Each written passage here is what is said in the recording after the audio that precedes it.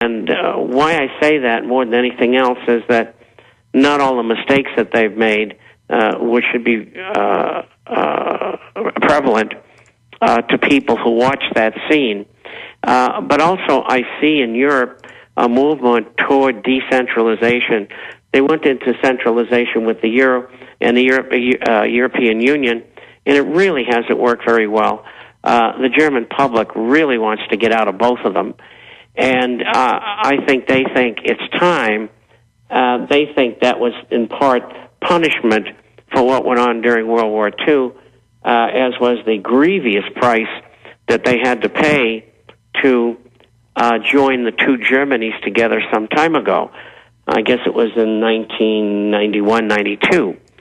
And so I see disruption there. Well, this is being reflected throughout the world. I mean, we've got all kinds of banks that are insolvent, central banks.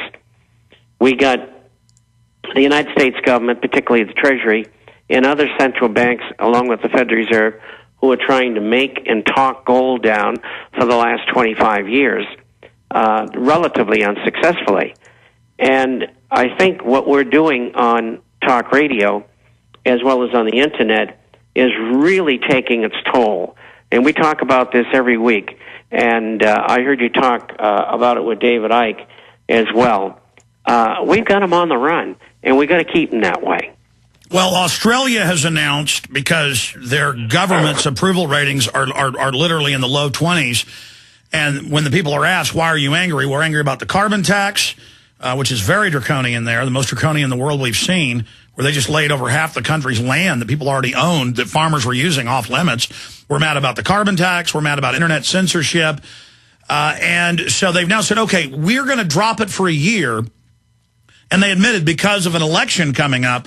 And I see this tactic constantly. They can tell when we build up to a critical mass that if they continue to fight us, we're going to win. So they always back off. That's like twice in the last 5 years, they were going to put illegal toll roads on 183 North, Mopac, 290, all the major roads of Austin where you can go nowhere. I mean, I live 15 miles at least from my office, and I can get here in about 15 minutes because there's big, nice highways that were built in the last 2 decades, and I paid for them, and they're all paid for, and I paid for them with the gas tax, and they admit this isn't even about paying for new roads. This is about taxes, because foreign center of Spain has come in. This is globalism, and bought off politicians. And so 5 years ago, they were going to do it.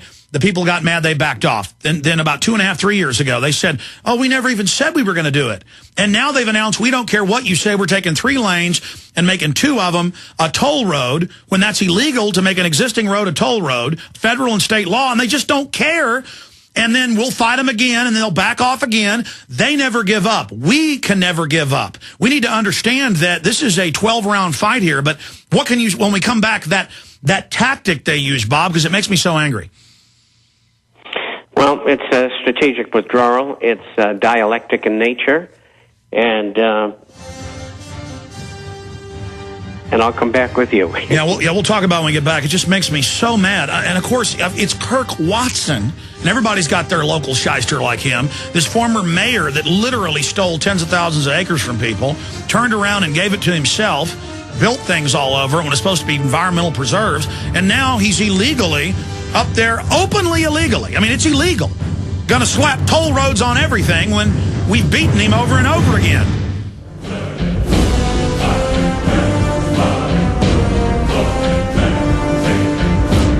Okay, Bob, getting into that point of strategic retreats, because they know that we're not playing this conscious game of deception like they are.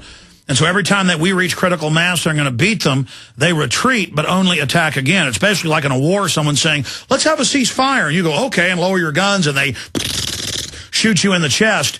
Continue commenting on that. Well, they want us to lose momentum. They want us to forget about it. They want the public to forget about it. And then they'll come back stronger than ever. And only we're going to be waiting for them. Because we know their tactics, and our listeners are gaining knowledge in the games that are played. Well, plus it shows what crooks they are, that they constantly, internationally, nationally, and locally, lie and say, we're done, it's never going to happen. And then they come back again. Yeah, it's kind of like zombies. But anyway, you like that, huh? But anyway, that's what their game is. I was reading a piece by Carol-Quigley today, who wrote in 1965 about what the Illuminists were going to do and spelled it all out. I was amazed at the time that he wrote the book, but it shows you maybe in modern times the beginning of their arrogance. And, you know, Freud and others touched upon the control of the masses. In fact, I'm running a piece along with all of those links from InfoWars. I must have 6 or 7 of them on there, and because they're great. And so, if you don't mind, I'll continue to run them. And so we're talking about the control of the minds of Americans and people throughout the world. And we're going to beat them at their own game by telling people the truth and telling the people that this is what they're doing to you with the media. You may not realize it. You may have a high school degree or a couple of years of college or even a degree, but you're not trained in that area, and you don't see the things that we see. I know when I went in counterintelligence, one of the first things that we read about was brainwashing. That's what it was called in the early 1950s. And so it hasn't really changed a lot since then, except it's become more sophisticated and the depth of knowledge is far greater. But don't let them fool you. We're here for a reason, and we're here to help you. And that's why we do what we do, especially me at my age. And so let's keep the pressure on them. And when they ease up, we'll remind them, we know what you're doing. Well, they know that the momentum is shifting against them. Before we get back into the economy and the calls in the next segment, they won an Iran war. And now it's just all over the news that they're going to go ahead and strike Iran, maybe even use nukes on them. I mean, I guess even though they know it's going to be unpopular and illegal, they've got to do it as a political distraction because everything else they're doing is falling apart. That's right. And, you know, how do we explain this plethora of warships and Marine personnel off of Costa Rica? Oh, that's another. What's your take on that? 44 ships. The government's voted to allow troops and Marines and helicopters and armored vehicles on the land to fight drug dealers. And it sounds like some kind of bizarre coup, like the government of Costa Rica is bringing the U.S. in ahead of them being voted out in elections. I mean, that's all you can see it as. Now Costa Rica, I guess, has to be invaded. Well, I live there. And, it's a great center for laundering money. But in the time I lived there was very little drugs in the country. And,